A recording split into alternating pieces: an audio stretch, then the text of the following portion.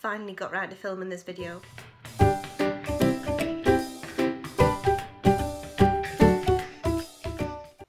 everyone, I'm here today to film the video that I've been saying I'm going to be filming for the last few months, which is a wrap up of some of the books that I've read recently. It's not all of the books I've read recently because for some reason a few of them seem to have become misplaced somewhere within the house. I'm assuming someone else has tidied up. And so my books aren't where they should be, so when I've come to film this, there are a couple of books missing. And also I've listened to a lot of audiobooks and I'm talking a lot. So I'm not going to review all of those right now. I'm going to write down the audiobooks that I've listened to and sort of review them in another video. So these are just the actual hard copies of books that I've got that I've read, and one is missing as well, so I'll mention that one in my next video. So I've got 5 books to talk about, and as usual they're going to be spoiler-free reviews, little mini reviews. So I'm just going to crack on, starting with the most recent one that I've read, which is this one, which is Almost Love by Louise O'Neill. I do love Louise O'Neill's style of writing. I really enjoyed her other 2 books that I've got. And so when I saw this one mentioned on a couple of booktube channels, I got a bit excited and I couldn't wait to read it. So I ordered it, it came, I read it pretty quickly, and I really enjoyed it. It's about a very unhealthy relationship.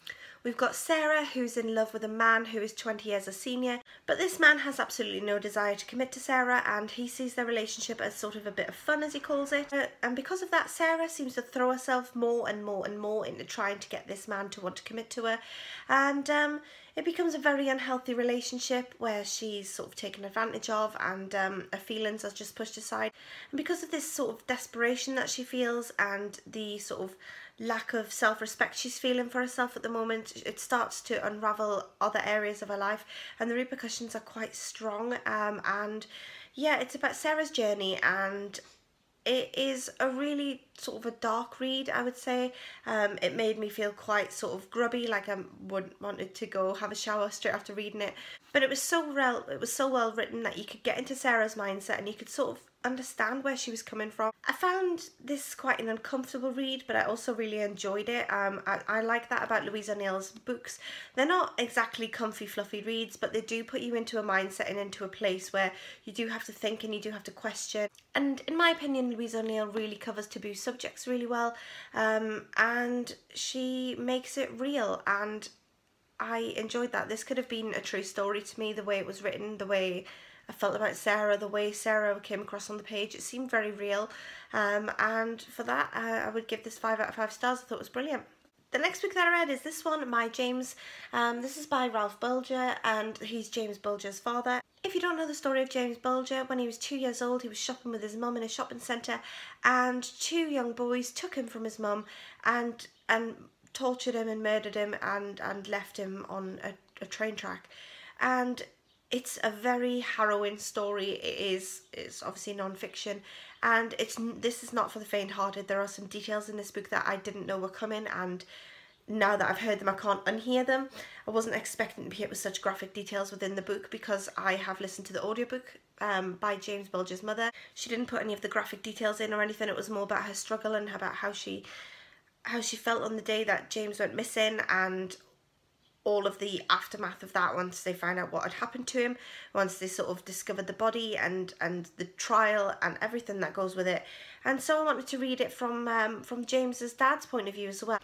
The parents of James Bulger split up not too long after the event took place, and so I thought that maybe their 2 views would be quite different. And they were, and I would definitely recommend reading both books if it's something that you're interested in. I will say that I've managed to avoid most of my life hearing about what happened to James. I remember hearing about it on the news when I was little and hearing that he'd been killed in a horrible, horrible way, and I tried not to ever hear anything about it.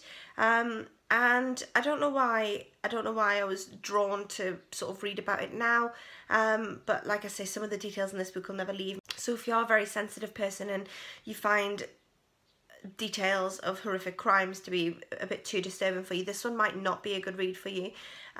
James Bulger's mum's book manages to avoid a lot of the gory details, and you just sort of get the story of what happened, how she felt, and what took place afterwards, which if you're into finding out about criminal cases and things, which I am, that one would be a slightly better read for you, I would think, whereas this one was a lot more hard-hitting, and at times I had to put it down because I found it a little bit too upsetting, which sounds silly to say because I know basically, well, I did have a basic idea of what had happened, but like I say, it was a bit hard hitting to read it, and it's hard to believe that such evil does actually reside in the same world we do. If you're into true crime and you like reading about various cases and how the victims are affected and all of that, this would be a good read for you. But if you are of a more sensitive disposition, perhaps read James's mum's book rather than James's dad's book. Now, the rest of these are from, the last three of these are the last couple of books I read last year. As I said, I had stopped reading for a while because I was pregnant and I was very, very sick all the way through my pregnancy, to the point of even the day that I had my baby, which was 2 weeks ago now. When I had my baby, I still was throwing up in the morning, and I still felt pretty sick until the moment my baby was delivered, and now I feel fantastic because I'm no longer being sick and I've been able to start reading and everything again. But when I was in the sort of the worst point of the sickness, where I was literally throwing up everything I ate and drank for weeks and weeks and weeks, I found it very difficult to read or do anything because sort of moving my head and was sort of a trigger, and I would throw up if I sort of moved my head around too much. So I sort of would try and sit very, very still and not really move very much.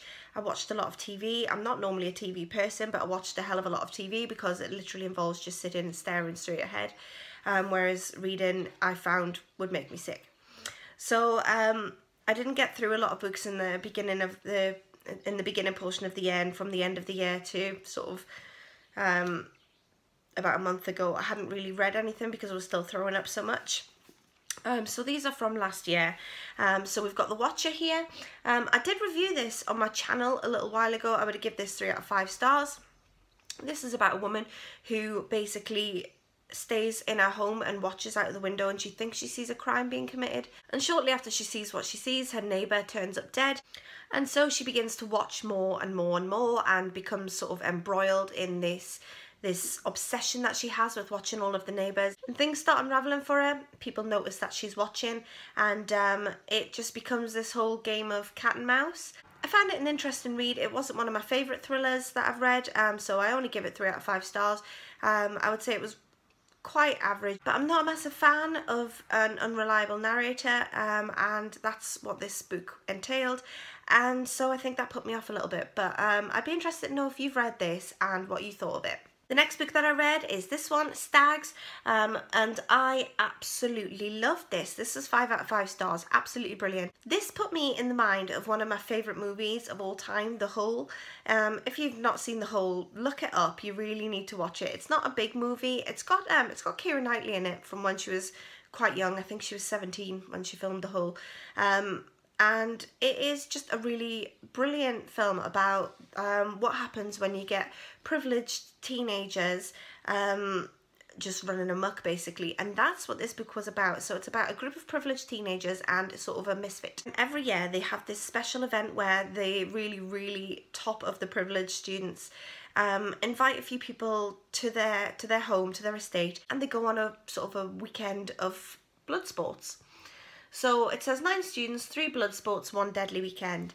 And as you can probably imagine, once these people turn up to this massive estate and start to hang out with the elite of the elite, things don't actually go to plan, and it's a thriller, it's a YA, and there's an undercurrent going on, there's something else going on, and I just found it to be absolutely brilliant. I read it really quickly because it was an absolute page turner. I loved it, and I was still quite sick at the time that I was reading this, but I managed to get through this, and this was the last book I read before I stopped reading altogether, and it stuck with me, and I can't wait to read it again because it was brilliant. And the last book that I've got is a reread. I'm trying to hide the cover because the cover is a bit graphic. See if I can manage this with one hand. Yeah, there we go. Girlvert. I'm going to leave that book set aside because I can't hold it like that all the time, trying to hide the sort of the graphic cover of it. I've talked about Girlvert before in my women and pornography video that you'll find on this channel if you sort of go back a bit through it, and I really find it to be an eye-opening read. It's a true story of a girl who ends up working in hardcore pornography, It's a very unsettling read. It can be very upsetting.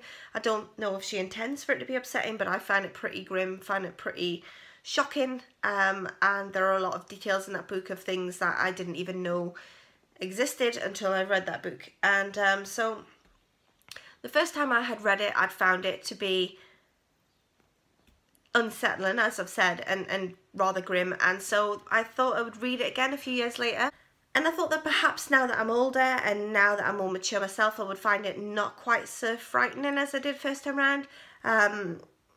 Spoiler alert, I found it still as scary and still as unsettling. But if you're interested in true stories, as I am, and if you're interested in reading the sort of lives that you couldn't ever imagine living yourself, I would definitely give Girl That a go, because some of the things that she gets involved in and some of the world that she's involved in just makes you realise what sort of crazy world we live in. And yeah, so those are the books that I've got. I've got another one, like I said, that I have read, but it seems to have disappeared, so I'll find that and it'll be in my next wrap up video. But I hope you all enjoyed that, and I'm going to go now because I can see my baby starting to stir. I'm going to go feed my baby and have a little bit of a snuggle, I think. So I'll speak to you all soon, and bye for now.